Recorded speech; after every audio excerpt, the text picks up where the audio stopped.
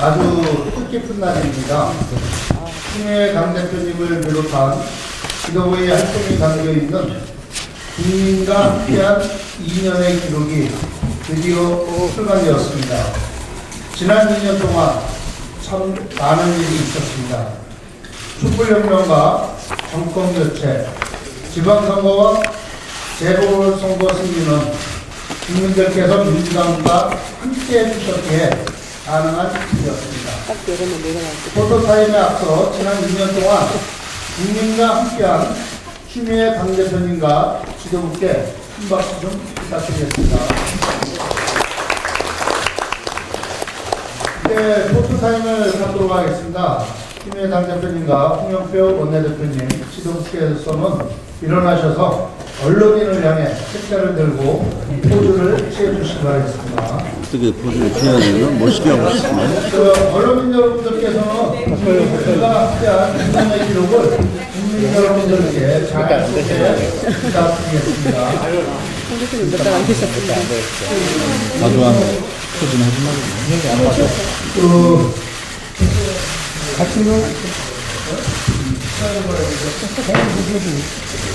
예, 간략하게 책자 내용을 소개해 드리겠습니다. 첫 부분은 지난 2년 동안 활동이 담긴 합으로 시작됩니다. 책자 56페이지에는 당 지도부의 소회가 담겨 있으며 책자 358페이지에는 공개의 발언이 수록되어 있습니다. 책자 마지막에는 지도부의 비하인드 사진이 담겨 있습니다. 잘 읽어주세요. 비하인드 사진이 제일 궁금하네요.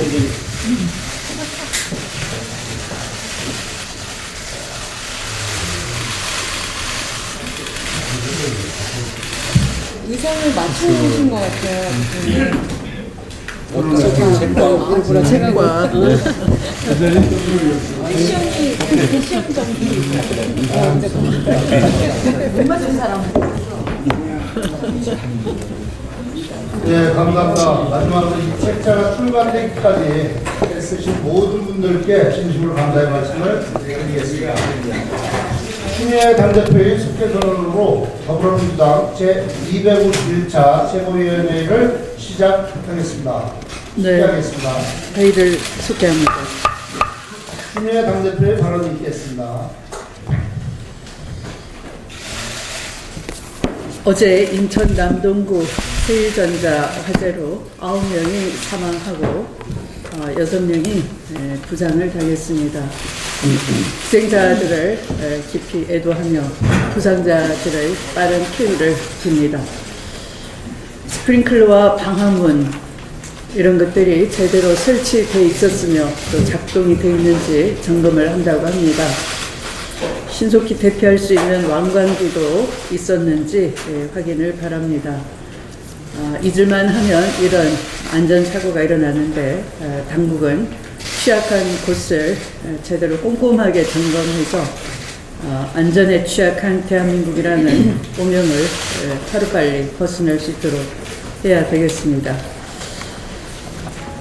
심상치 않은 태풍 제19 졸리기 부상하고 있습니다. 한반도에 미치는 그 위력이 상당하고 큰 피해도 우려된다고 합니다.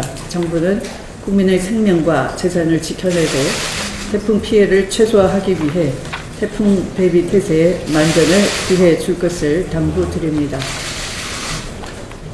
9월을 앞두고 다시 한반도의 시계가 빨라지고 있습니다.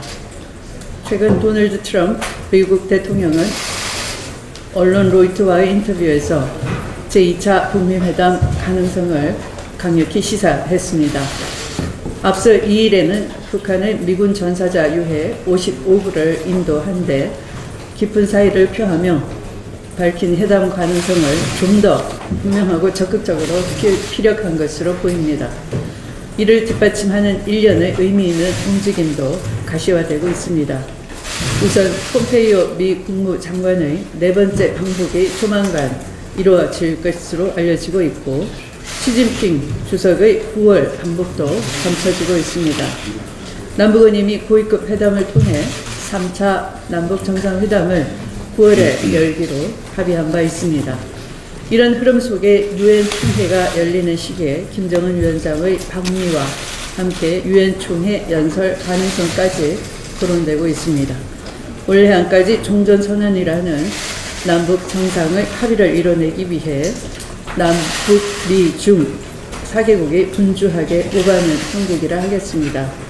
이는 4월 남북 정상회담과 6월 북미 정상회담을 이어 오는 9월 한반도 비핵화의 종전선언으로 가는 중대 시점이 될 것이라는 점을 보여주는 것입니다. 더불어민주당은 9월 한반도 대회전을 차분하면서도 비상한 각오로 임할 것이며 남북 간 신뢰 회복과 교류 협력 강화를 위해 최고의 뒷받침을 해 나가겠습니다.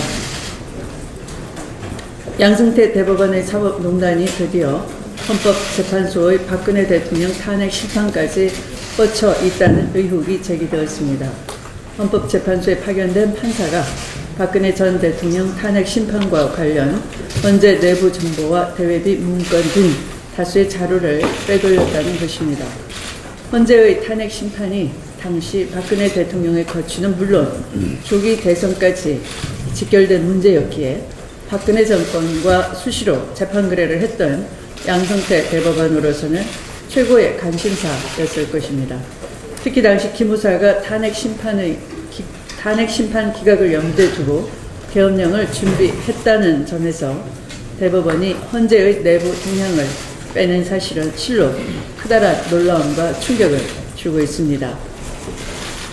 현재 대법원 법관징계위원회는 사법행정권 남용 의혹이 있는 법관 13명의 징계에 대해서 결론을 내리지 못하고 있습니다.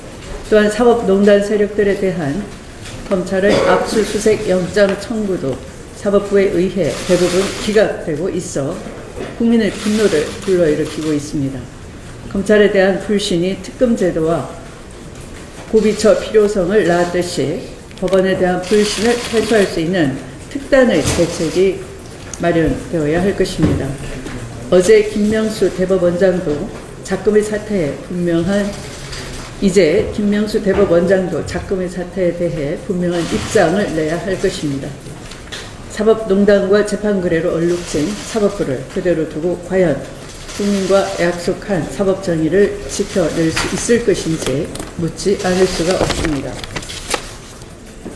대법원이 수사에 적극 협조하겠다는 약속을 저버리고 사법적폐를 감싸고 돈다면 국회로서도 특별법 제정 등 강력한 대책을 세울 수밖에 없다는 점을 분명히 말씀드립니다. 말씀을 마치겠습니다.